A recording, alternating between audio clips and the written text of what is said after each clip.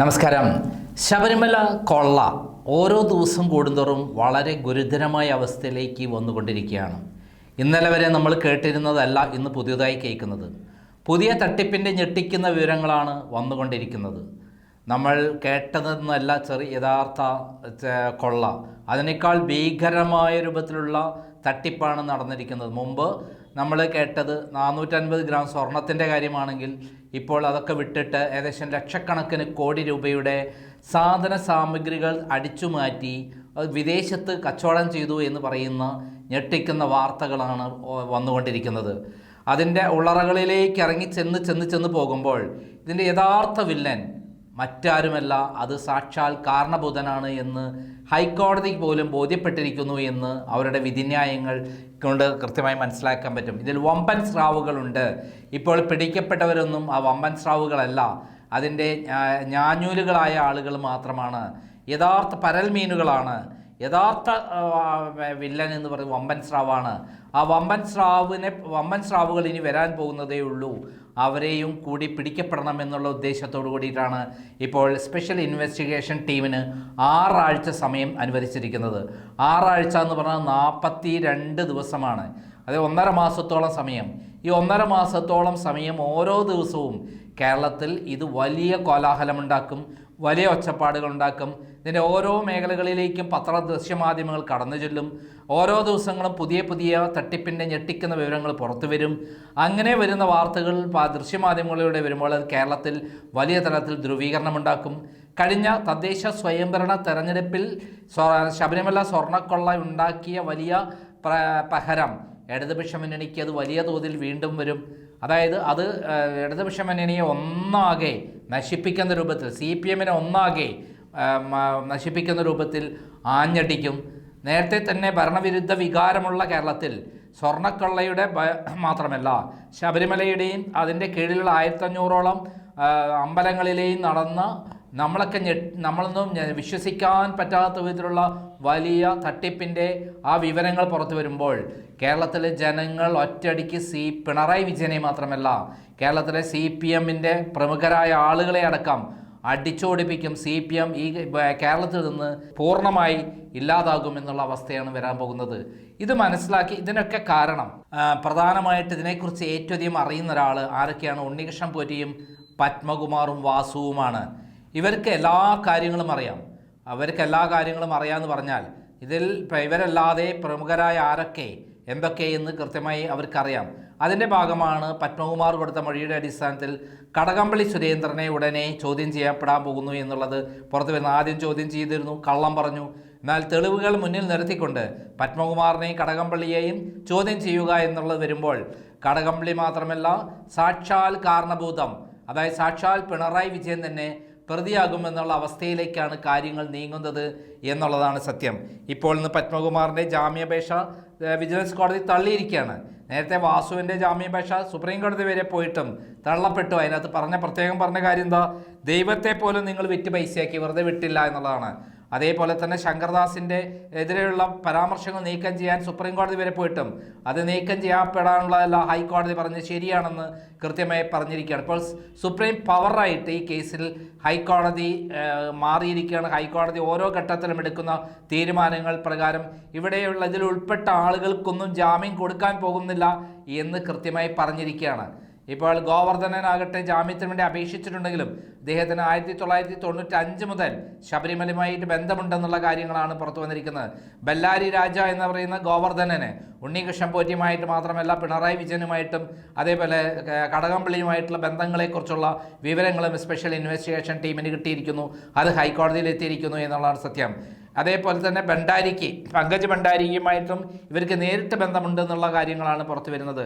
അവിടെ നേരത്തെ ദ്വാരപാലക ശില്പങ്ങളും വാതിൽപ്പാളികളും മാത്രമല്ല അവിടെ മേൽക്കൂരകളിലടക്കം തട്ടിക്കൊണ്ടുപോകാനുള്ള പ്ലാനുകൾ ഉണ്ടായിരുന്നു എന്നുള്ള വിവരങ്ങളിലൂടെ പുറത്തു വരികയാണ്. അങ്ങനെ മൊത്തം ഓരോ ദിവസം കൂടുമ്പോൾ നമ്മൾ പുറത്തു വരുന്ന കാര്യങ്ങൾ ശബരിമല അയ്യപ്പൻ കൃത്യമായി പിണറായി വിജയനും അതേപോലെ കടകംപള്ളിക്കും അതേപോലെ ഈ പത്മകുമാർ അടക്കമുള്ള സകല സംഘങ്ങൾക്കും തട്ടിപ്പ് സംഘങ്ങൾക്കും പണി കൊടുത്തുകൊണ്ടിരിക്കുകയാണ്. ഇന്നലെ വരെ നമ്മൾ അറിഞ്ഞിരുന്ന പിണറായി വിജയൻ എല്ലാത്തിനെയും മറികടക്കാൻ കഴിവുള്ള അസാധാരണ ബന്ധങ്ങളുള്ള ഒരാളായിട്ടാണ് നമുക്കറിയാം ലാവ്ലിൻ കേസ് ഞാൻ പുറത്തു കൊണ്ടുവന്നതാണ്. ഞാനാണ് CBI എൻക്വയറി കൊണ്ടുവന്നത്. അവസാനം പിണറായി വിജയൻ കൃത്യമായി പ്രതിയാണെന്ന് കണ്ടെത്തിയതും ഹൈക്കോടതിയാണ്. അതിൻ്റെ അടിസ്ഥാനത്തിലാണ് CBI അദ്ദേഹത്തിനെ പ്രതിയാക്കിയത്. ആ പ്രതിയാക്കിയ ശേഷം അദ്ദേഹം പലതരത്തിൽ സുപ്രീം കോടതിയുടെ കേസ് കൊടുത്തു, ഡിസ്ചാർജ് പെറ്റീഷൻ കൊടുത്തു. ആ ഡിസ്ചാർജ് പെറ്റീഷൻ താഴെ കോടതി മുതൽ ഹൈക്കോടതി വരെ അദ്ദേഹത്തിന് അനുകൂലമാക്കി സുപ്രീം കോടതിയിലെത്തി. സുപ്രീം കോടതിയിൽ ഇപ്പോൾ അത് 9.5 വർഷമായി BJP ഗവൺമെൻറ് അവിടെ തടഞ്ഞു വെച്ച് എല്ലാ സംരക്ഷണവും പിണറായി വിജയന് കൊടുത്തുകൊണ്ടിരിക്കുകയാണ്.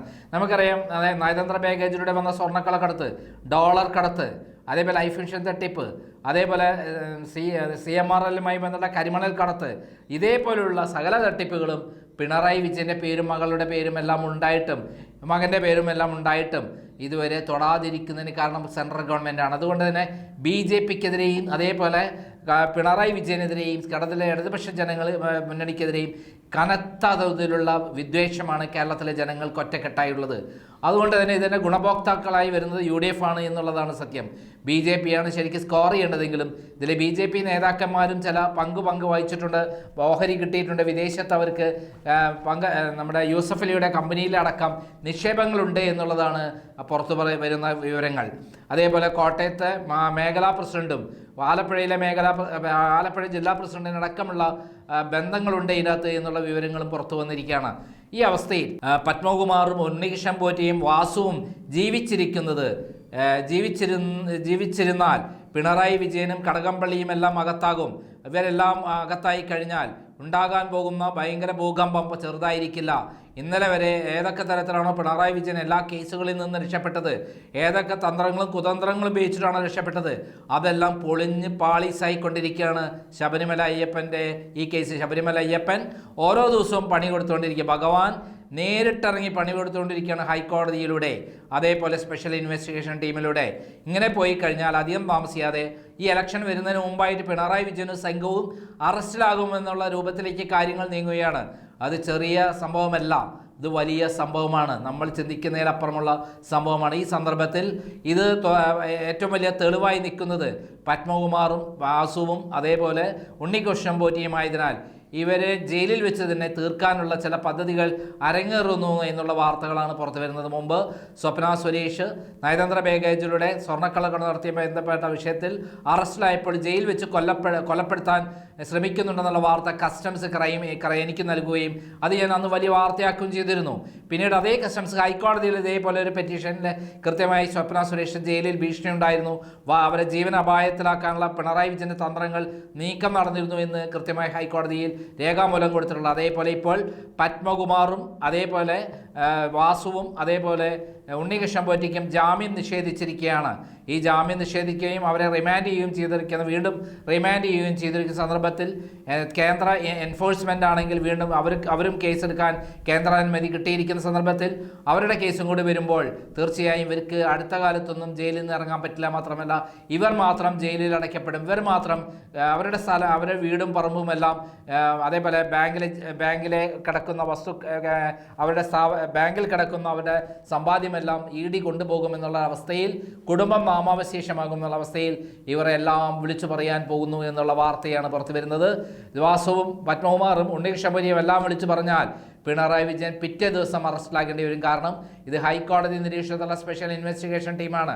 അവിടെ പിണറായി വിജയനാണെന്നോ കടകംപള്ളി സുരേന്ദ്രനാണെന്നോ ഒന്നും അവിടെ അവർക്ക് നോക്കേണ്ടതില്ല. കാരണം ഹൈക്കോടതിയാണ്. ഹൈക്കോടതിക്ക് മുമ്പിൽ ഏത് പിണറായി വിജയൻ, ഏത് കടകംപള്ളി, ഏത് വാസവൻ.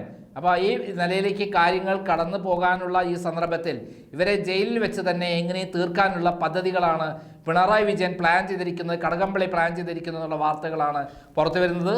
എന്തായാലും അവരുടെ ജീവൻ അപകടത്തിലാണ് എന്ന് എനിക്ക് തീർത്ത് പറയാൻ പറ്റും. കാരണം എന്നെ കൊല്ലാൻ വേണ്ടി പിണറായി വിജയൻ പ്ലാൻ ചെയ്ത പോലെ അതേ ഇവരെയും കൊല്ലാൻ പ്ലാൻ ചെയ്യുക. ആരൊക്കെയാണോ പിണറായി വിജയന് വലിയ ബുദ്ധിമുട്ടായി മാറുന്നത്, നാളത്തേക്ക് അദ്ദേഹത്തിൻ്റെ ലൈഫിനെ, അതായത് അദ്ദേഹം ഇത്തരം തട്ടിപ്പുകളെല്ലാം കൊണ്ടുവന്ന് ജയിലടയ്ക്കാൻ സാധ്യത ഉണ്ടാകുന്ന കാരണങ്ങൾ ആയിത്തീരുന്നത് അവരെ ജീവനോടെ വെക്കില്ല.